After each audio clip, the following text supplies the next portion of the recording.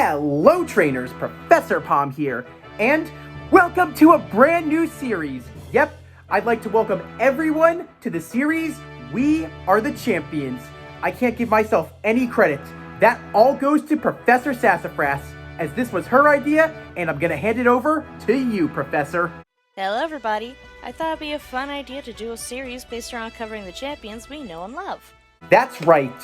For this series, Professor Sassafras and I will be covering all the champions in every region and every game. After all, what's a Pokemon game without a great final battle? Exactly! The nervousness and excitement that happens whenever I get into a final fight for the game before credits roll never fails to get the adrenaline pumping for me. Well, Professor Sassafras, since this was your idea, what champion should we cover first, and what team should I use to be prepared for? Oh, well, I was thinking of covering the man himself, Lance. Lance! Great choice, Professor Sassafras! Ah, Lance. I remember back in Generation 1 when he was just an Elite Four member. That's one of the reasons I want to cover him first. But another one is just how interesting he and his team are, being that he's supposed to be the OG Dragon Tamer in the games. That makes sense. After all, Dragon is a very strong typing. And in Generation 1, he was the final Elite Four member you took on before you faced the champion. I gotta say, that is a huge promotion! I mean, the man has a lot going for him. Even did so much for the Kanto and Johto region. It was about time he became champion for it. I agree. I think Lance deserves far more credit than we give him. After all, he was the first champion to battle using Dragon types on his team. And I think that a lot of other champions really like the strategy that Lance used as well, as so many of them have added a Dragon type to their teams. No kidding, so many Elite Fours and other champions started popping up after him who mastered the art of training Dragon types, which is impressive given the Pokemon for that typing. No kidding, Professor Sassafras! After all, Dragon type Pokemon are sometimes the hardest to raise, as they level up as slow as a shuckle, and they evolve at staggeringly high levels. Exactly, and with Lance being the first in the Kanto games for being a specialist for the type, it must have had a lot of hard work to keep those Pokemon in check. For all those hoops for someone to jump through with that much motivation, that much patience, and that much drive, that makes you 100% worthy to call yourself a champion. Yep, Lance is truly a guy that deserves so much, and that's why I want to cover him and give him some love as the first to be covered in this new series on the channel. Now let's get to it! Well, Professor Sassafras, I say it's time to unleash some dragon power! But before we do that, I want to give a very special thanks to HTTP Koopa for my shirt. This is Leon's champion shirt, worn by the Galarian champion himself, Leon. Since Professor Sassafras and I are talking about champions today, I couldn't think of a better shirt to wear than this one. So, if you really like this shirt, you really like Leon, or you like shirts I wear with this design, check out HTTP Koopa on Etsy. I put a link to his Etsy page in the description below. I may not be sponsored by him, but of course I want to give him a huge thanks for this great shirt. And if you really like the shirts I wear like this, please buy one from him, give him some good business, and please tell him Professor Palm and Professor Sassafras sent ya. Time to learn the way of the dragon. Well, Professor Sassafras, why don't you tell us all about Lance? Everything from where he came from, where we meet him in the game, maybe him in the anime, and maybe what it takes to becoming a champion. Now, as noted before, Lance, also known as Wataru in Japanese, wasn't the champion in the games he first debuted in, or the countless Kanto remakes. In the games, Red, Blue, Green, Yellow, Fire Red, Leaf Green, and Let's Go Pikachu and Eevee, he's actually an Elite Four member, the final one before you face the champion to be more precise. The champion for those games is Blue, aka your rival. Now, Lance is labeled as the Dragon-type specialist in these games. However, yeah, there is only one Dragon-type line in the first generation of games, which makes him more or less a Dragon Tamer if I'm honest. But man, is it funny to be labeled a Dragon Tamer and only have like 3 out of 6 Pokemon on your team being Dragon types in those games, let alone within the same evolution line. It's crazy.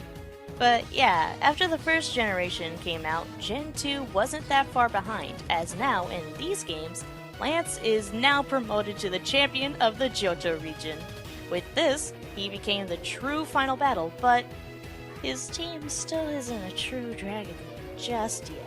His champion team will be covered later in the video by Palm, but I like to note the detail of the passing of time between the first and second gen of the mainline game's story, with Lance now as a champion. That's about it when it comes to giving some general information of Lance being an Elite Four member before being a champion himself.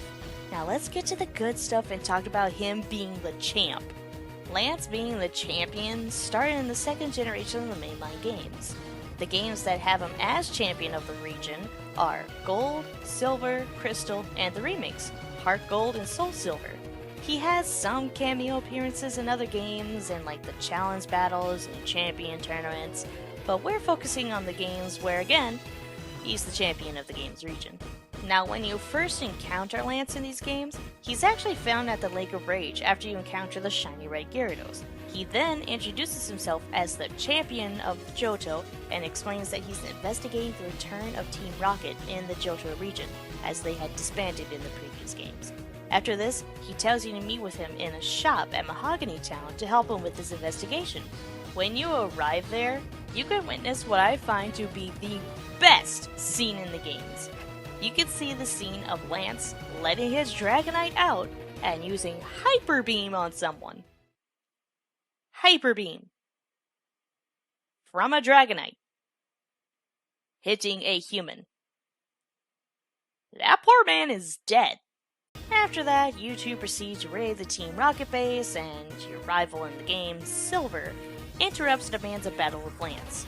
Silver is easily defeated, however, and Lance scolds him and chastises the boy for how he treats his Pokemon, even stating that Lance believes that Silver doesn't trust or believes in his Pokemon, which causes Silver to be angry and leaves. Soon after, the two of you finally beat the grunts and admins of Team Rocket and stop the Sailing Machine electrodes. Lance then congratulates you and thanks you for a job well done. He even gives you the HM06, which is the water-type move Whirlpool. After that, the next time you see him is when you two face off in battle for the final fight of you becoming the champion of Johto. The main series games isn't the only time you see Lance actually. He was also seen plenty of times in other Pokemon games and in the Pokemon anime. He actually has a lot of appearances in multiple Pokemon anime, so we'll focus on the main anime episode debuts. In the anime, his first appearance was in the original series within the episode Talk About an Evolution, where he is seen with the personality of an honorable man and is doing the same thing as he was in the mainline games, investigating Team Rocket's scheme at the Lake of Rage. Ash wants to help the champion, but he was told that it was too dangerous. Lance then infiltrated Team Rocket's base disguised as a grunt, learning further that Team Rocket was forcing Pokemon to evolve. Ash and his friends were soon captured by Tyson and Professor Sebastian to prevent them from foiling their plans, but were freed by Lance, who had joined the Team Rocket convoy undercover to transport the shiny red Gyarados in the episode Rage of Innocence. Lance then defeats the classic Team Rocket trio, Jesse James and Meowth, with his Dragonite, and then destroys the Team Rocket laboratory, then defeating Tyson. Meanwhile, Ash tries to calm down the red Gyarados, but it continues rampaging.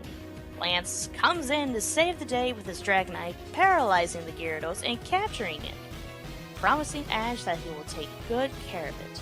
Some small facts and tidbits about our boy Lance. He and Claire, which is the Dragon Gym leader in Johto, are cousins. They trained together, but Lance eventually rose above her in skill. He was also part of an organization called Pokemon G-Men, which investigated illegal activity that involved Pokemon. Also, he's the only champion to go undercover as a grunt twice, once as Team Rocket and the other as Team Magma.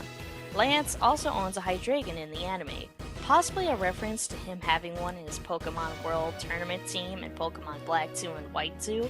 He's also the only regional champion that Ash has met but has not battled. His attire he wears in Heart Gold and Soul Silver is apparently based off the uniforms that the Sword and Shield Dragon Gym leader, Raihan, wears according to the Pokemon Journey series. Although in the real world, it's probably the opposite given Lance did come first in the games. Well, I think it's about time to move on to the champion battle to show who's the very best. Tell us about the battle and how to prepare for it, and what we need, Professor Palm. In Lance's championship battle at the Indigo Plateau in the games Gold, Silver, Crystal, Heart Gold, and Soul Silver, Lance uses a team of 6 Pokemon, and in all these games, his team has never changed. And this team includes his Gyarados, the atrocious Pokemon, who in Gold, Silver, and Crystal is fought at level 44 and has the moves Rain Dance, Surf, Flail, and Hyper Beam, while in the remakes with Heart Gold and Soul Silver, his Gyarados is now at level 46, has the ability Intimidate and the move pool of Waterfall, Dragon Pulse, Ice Fang, and Flail. His Aerodactyl, who in Gold, Silver, and Crystal is at level 46 and has the move pool Rock Slide, Ancient Power, Wing Attack, and Hyper Beam, while in Heart Gold and Soul Silver, it's at level 48 with the ability Pressure and the move pool Rock Slide, Aerial Ace, Crunch, and Thunder Fang. His Charizard, who in Gold, Silver, and Crystal is at level 46 and has the move pool Flamethrower, Wing Attack, Slash, and Hyper Beam, while in Heart Gold and Soul Silver, Charizard's ability is Blaze, it's at level 48 and has the move pool of Air Slash, Fire Fang, Dragon Claw, and Shadow Claw. And of course, the big boss dragon itself, Dragonite. But Lance uses 3 in his champion battle. While all 3 of them are very similar to each other, they're all at different levels and they all have different move pools. The first Dragonite that Lance will send out in Gold, Silver, and Crystal will be at level 47 and will have the move pool of Twister, Thunder Wave, Blizzard, and Hyper Beam. In Heart Gold and Soul Silver, the first Dragonite that Lance will send out will be at level 49, will have the ability Inner Focus and the move pool of Dragon Rush, Thunder Wave, Blizzard, and Hyper Beam. Since this Dragonite likes to use Ice-type moves, I dub his first Dragonite the Snowstorm Dragonite. Lance's second Dragonite that he'll send out into battle in Gold, Silver, and Crystal will also be at level 47 and have the move pool of Twister, Thunder Wave, Thunder, and Hyper Beam. While in Heart Gold and Soul Silver, Lance's second Dragonite will also be at level 49 and also have the ability Inner Focus. Its move pool will contain Dragon Rush, Thunder Wave, Thunder, and Hyper Beam. Since this Dragonite that Lance uses really likes to use Electric-type moves, I dub his second Dragonite Thunderstorm Dragonite. And finally, Lance will use his final Dragonite, which is also known as his Ace Pokemon, or his Ace Dragonite. This Dragonite in Gold, Silver, and Crystal will be at level 50 and will have the move pool of Safeguard, Outrage, Fire Blast, and Hyper Beam.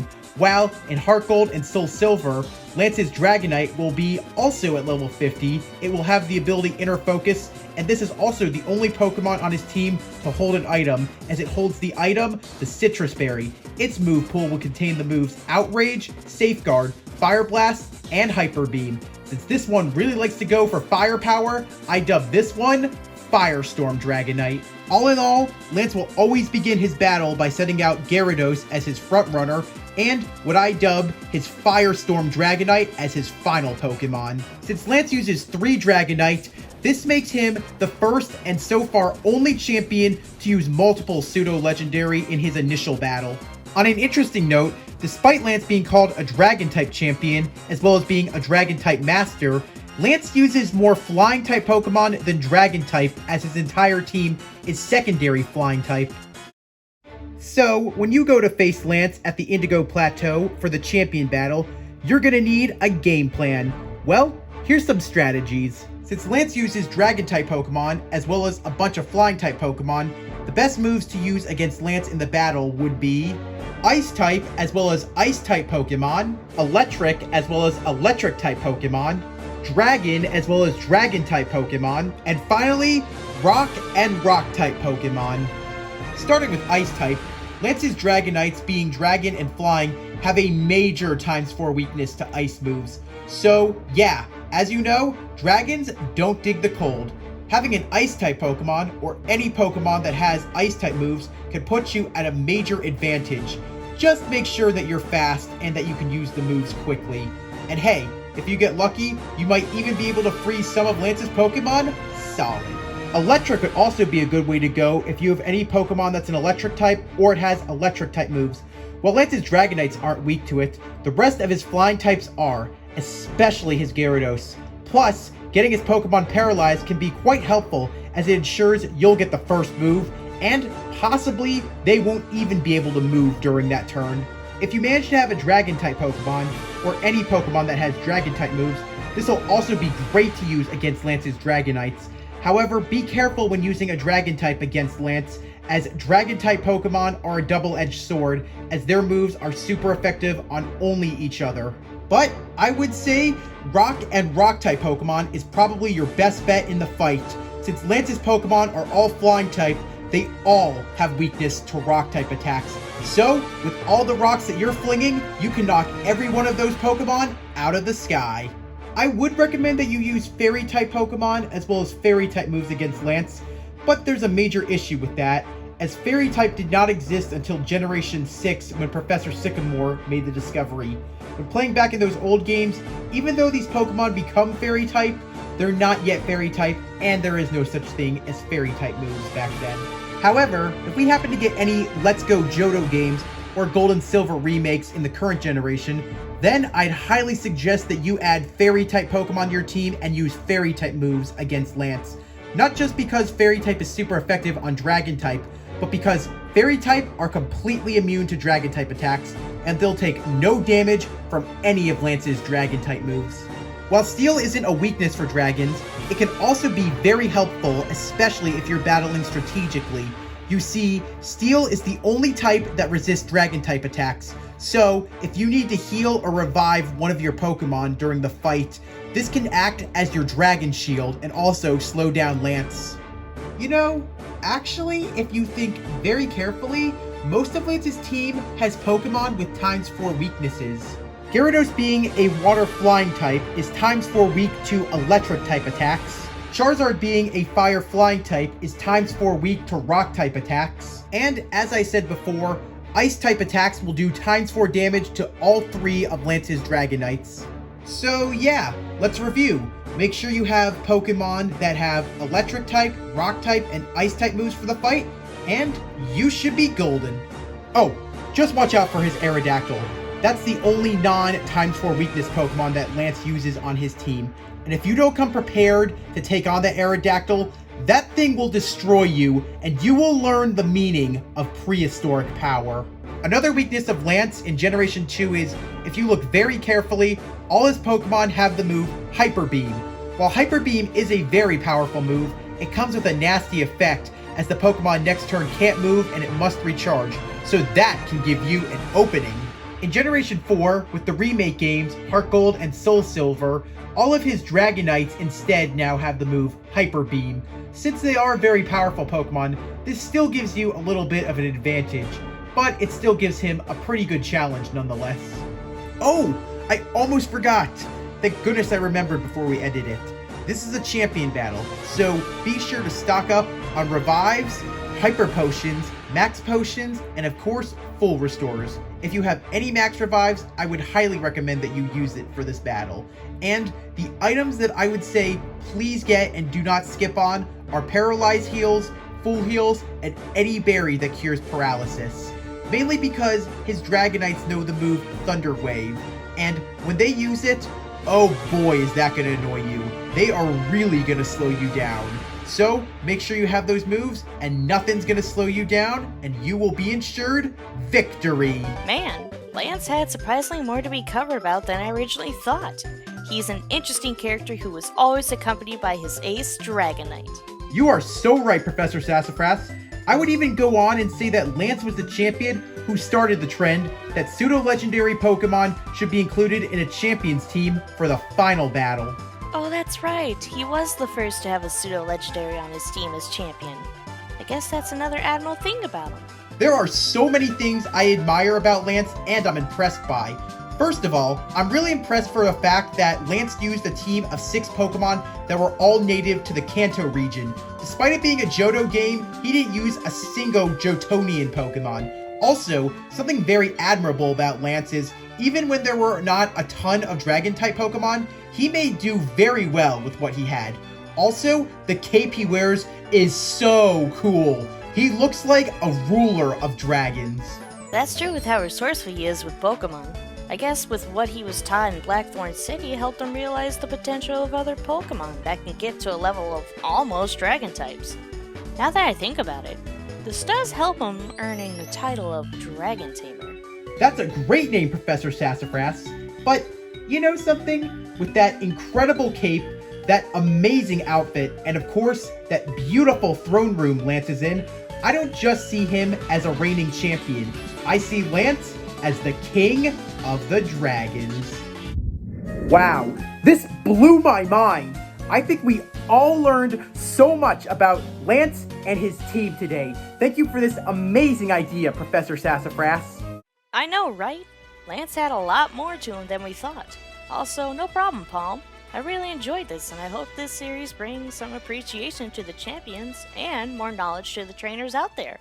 Professor Sassafras, hold up! I'm really sorry to do this, but before we end this and you go, maybe we should ask our trainers here a few questions.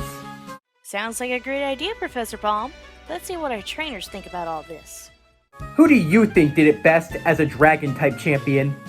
If you were a Dragon Master like Lance, back in time when there were not many Dragon types, would you have kept his team the same or changed it out with other Pokemon?